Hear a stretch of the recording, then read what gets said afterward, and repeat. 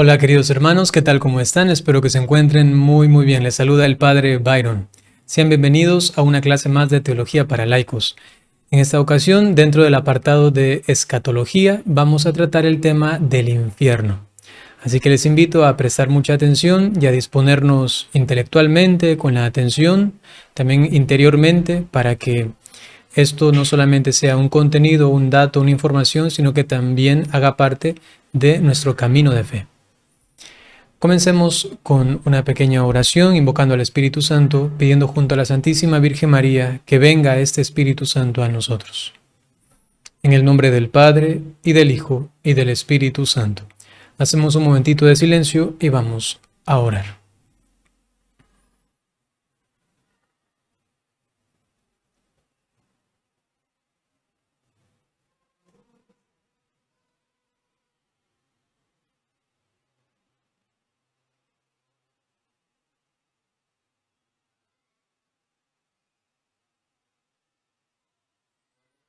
Dios te salve María, llena eres de gracia, el Señor es contigo.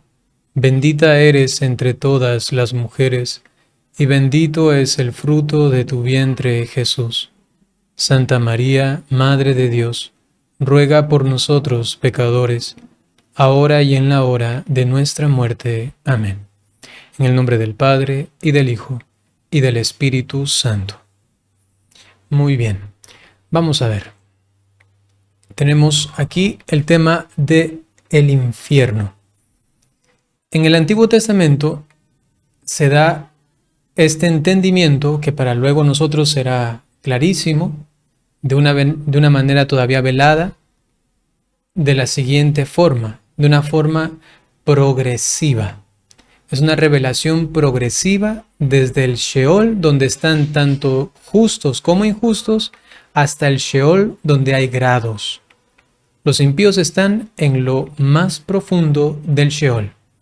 Ya luego vamos a entender esto. El Catecismo de la Iglesia Católica, por ejemplo, explica al respecto de la distinción de este lugar o este estado espiritual del alma donde van los que mueren en el Antiguo Testamento, llamado Sheol, los infiernos también, ¿no? Pero a distinción en cambio del seno de Abraham, donde iban en cambio los justos, pero que todavía no tenían acceso al reino de los cielos, no tenían acceso al paraíso, con lo cual estaban esperando todos ellos a Jesucristo. Y por ello cuando Jesucristo muere, Él desciende a los infiernos y allí anuncia la buena nueva a todas las almas que estaban en estos infiernos, para que luego los justos vayan al cielo. También nos dice el Nuevo Testamento, San Pedro, que lleva cautivos al cielo. ¿Se entiende esto? Y habían otros, en cambio, que eran injustos, que merecían la condenación, y al escuchar la buena nueva y al entender, comparar, digamos así, su vida en la tierra con lo que Cristo les estaba anunciando en su conocimiento del Antiguo Testamento, pues ratifican que merecen el infierno. Porque de alguna manera, evidentemente, Cristo también está presente en el Antiguo Testamento, no como el Verbo encarnado, sino como la segunda persona de la Santísima Trinidad. Esto hay que también conocerlo como algo normal, ¿no? Porque a veces se piensa que, digamos, solamente el Padre estaba en el Antiguo Testamento, y por supuesto que no. Es la Trinidad que actúa también en este antiguo pueblo de Dios. Entonces tenemos una revelación progresiva del concepto de infierno desde el Sheol, donde están justos como injustos, como hemos mencionado, y luego también estos grados. Dentro de estos grados, pues está el seno de Abraham como el seno o el lugar donde van los justos, y lo más profundo, que también se le llama como el Hades, ¿no? O la Gehenna. Por otro lado, en el Nuevo Testamento hay 23 ocasiones en las que el Evangelio se refiere al fuego del infierno. Muchas expresiones como Gehenna, abismo, horno de fuego, tinieblas exteriores, entre otras. San Juan Pablo II nos dice en el año de 1999: Las imágenes con las que la Sagrada Escritura nos presenta el infierno deben interpretarse correctamente. Expresan la completa frustración y vaciedad de una vida sin Dios. El infierno, más que un lugar, indica la situación en que llega a encontrarse quien libre y definitivamente se aleja de Dios. Dios que es el manantial de gracia y de alegría. En otras palabras, el infierno, por definición, es la ausencia de Dios. Las imágenes entonces del Antiguo Testamento deben expresar esta vaciedad y esta frustración existencial total de la persona humana que se halla completamente ausente de la presencia del Divino Redentor, de Dios nuestro Padre y del Espíritu Santo nuestro Consolador.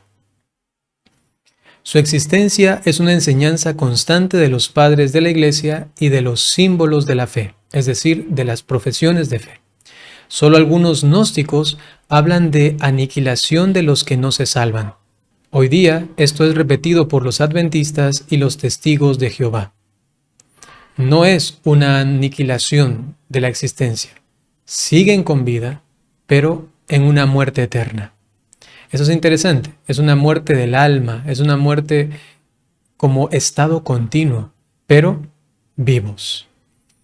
Eso también San Juan de la Cruz lo expresa y dice que las almas condenadas, todo está completamente en la maldad sumergido. Sin embargo, hay un único bien que tienen, y es la vida. Y eso es lo único que de alguna manera les une a Dios, pero no de una forma volitiva que se llama, o no de una forma afectiva, es decir, que ellos desean o porque lo aman a Él, sino solamente por dependencia de Dios. Porque aunque esté en el infierno, todavía depende su existencia, su vida de Él.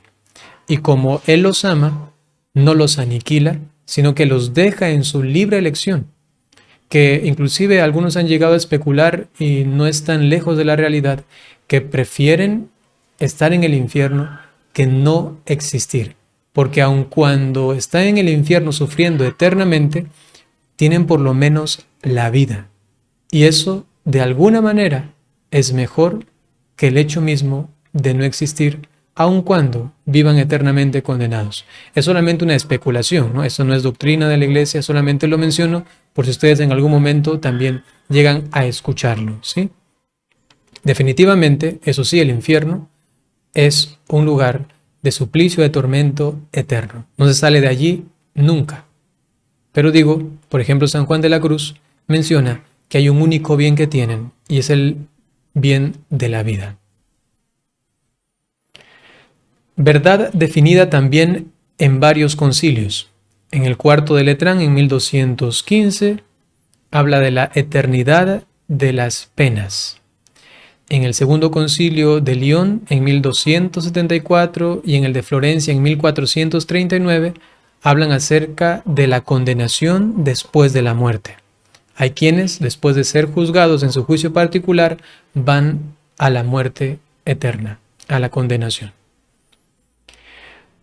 Benedictus Deus, de 1336, afirma lo siguiente: definimos que, según la disposición general de Dios, las almas de los que mueren en pecado mortal descienden después de su muerte al infierno, donde son atormentados con penas infernales. Esto queda realmente claro al respecto de la doctrina. La existencia de un castigo eterno está revelada ya en el Antiguo Testamento. Juan Bautista y Jesús se sirvieron de algunas expresiones del Antiguo Testamento. Por ejemplo, su gusano no morirá, su fuego no se apagará. Isaías 62:24, y luego en el Evangelio según San Marcos, capítulo 9, versículo 49. En el Nuevo Testamento, el carácter definitivo de la exclusión del cielo aparece en muchos pasajes. Fuego eterno, por ejemplo, de Mateo 25. El Magisterio ha definido la eternidad del infierno ya en el Sínodo de Constantinopla, en el año 543, y después en el Cuarto Concilio de Letrán en 1215, sin contar los símbolos de fe. Lo ha repetido recientemente en la Constitución Dogmática Lumen Gentium, Pablo VI en su Profesión de Fe de 1968 y el Catecismo de la Iglesia Católica en los numerales 1033 a 1037. Eternidad del infierno dentro del magisterio de la Iglesia.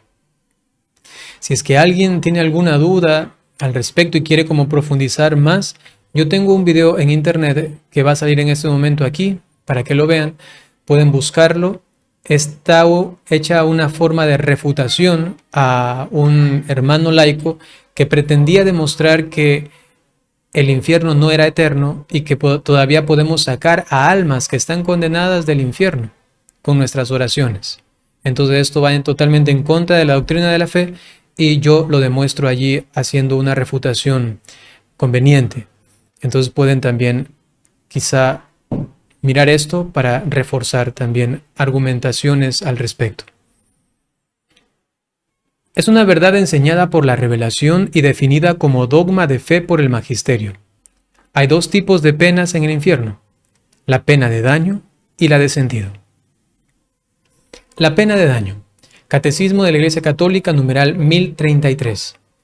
Morir en pecado mortal sin estar arrepentido ni acoger el amor misericordioso de Dios significa permanecer separados de Él para siempre, por nuestra propia y libre elección. Pecado mortal es una elección personal, humana. El pecado mortal me refiero, ¿no? Cada quien peca como quiere y cada quien vive la santidad como quiere. Nadie le puede obligar. Es un acto desde la voluntad, libre. Entonces, si alguien está en pecado mortal es porque ha elegido libremente, y al elegir libremente el pecado mortal, se separa de Dios. Y esta condenación significa morir en ese estado de elección de no Dios, para entonces vivir eternamente separado de Él. El mismo catecismo en el numeral 1035 dice: la pena principal del infierno consiste en la separación eterna de Dios. La separación eterna de Dios. Esa es la pena de daño. Por lo que yo he hecho, me es justo recibir una continua, eterna y permanente separación de Dios porque yo mismo lo he elegido.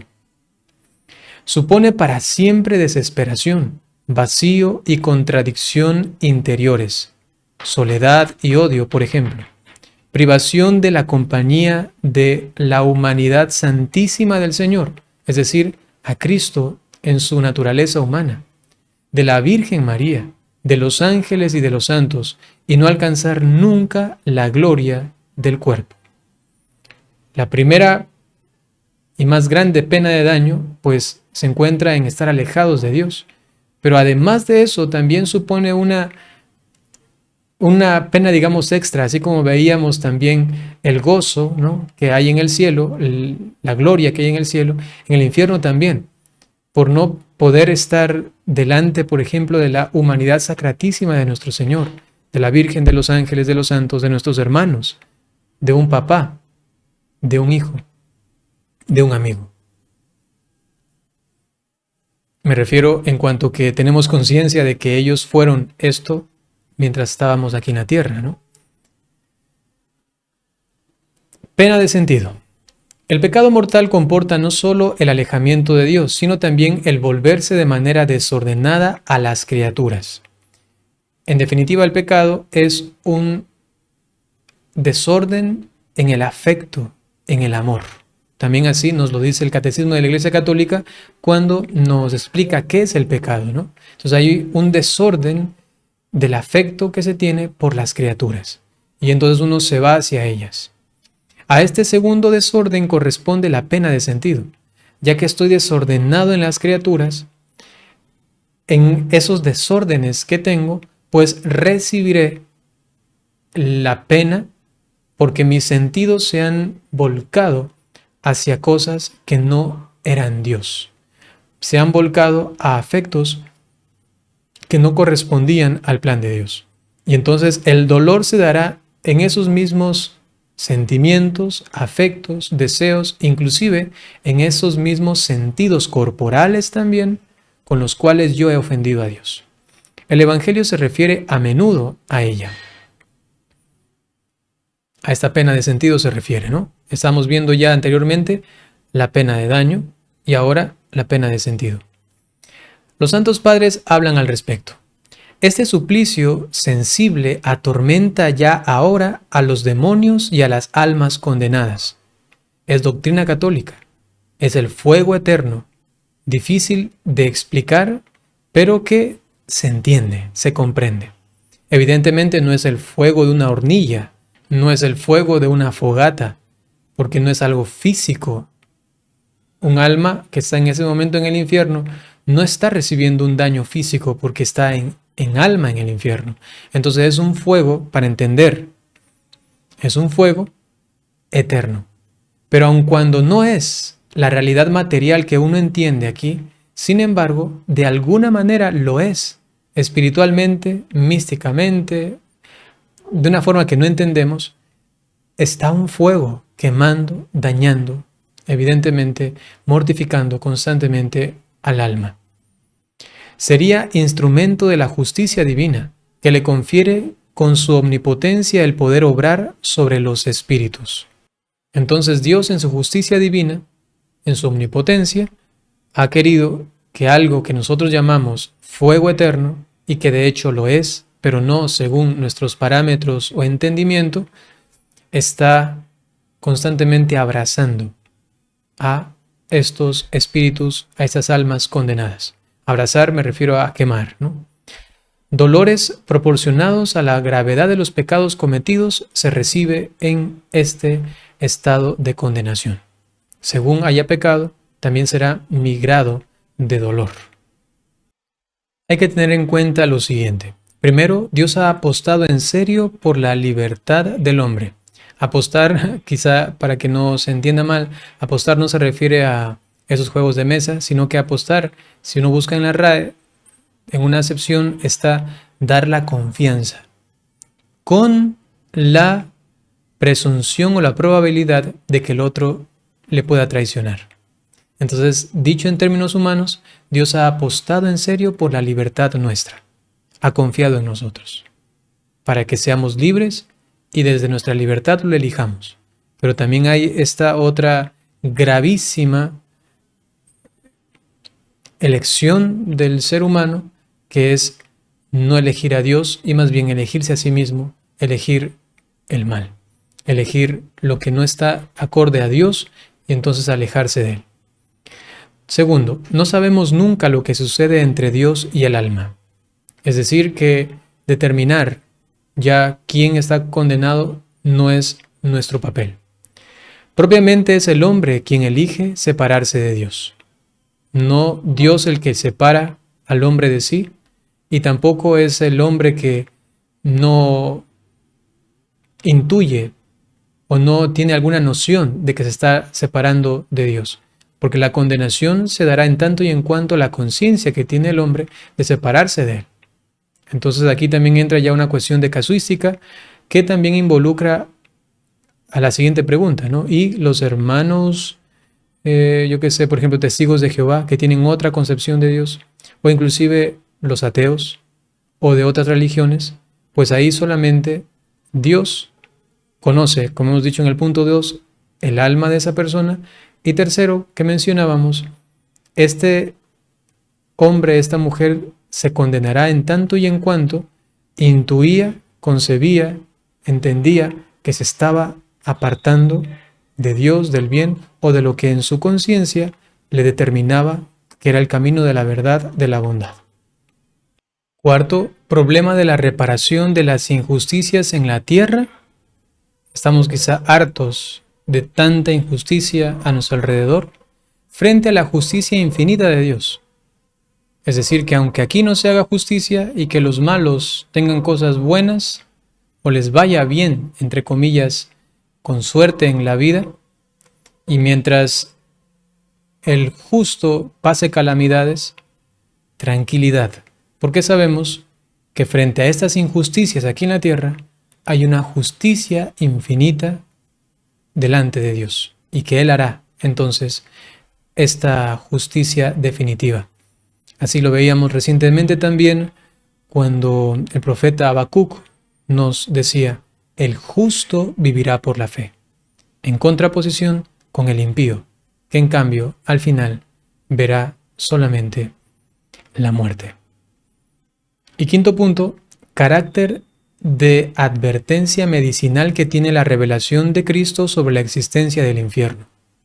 Él nos advierte para que tengamos conciencia de la probabilidad de la condenación. Pero no son simplemente amenazas. Quien es la misma verdad no se sirve de la mentira para salvar. Solamente como diciendo, verás, te va a pasar esto, pero diciendo al final, pero no los voy a condenar.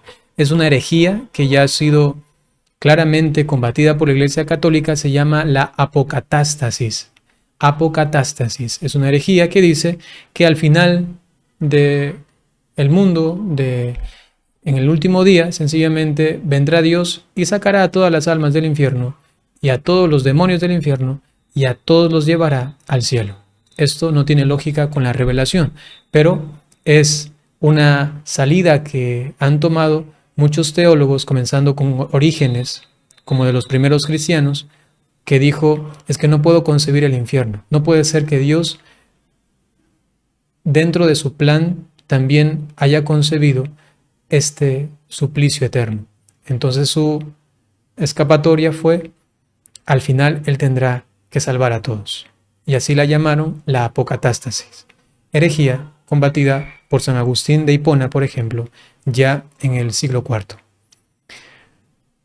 Bien, queridos hermanos, entonces hemos llegado al final de esta clase. Nos queda solamente una que tratará al respecto del purgatorio, así que estén muy atentos. Voy a darles sencillamente ahora la bendición y les animo a continuar con estas clases formativas.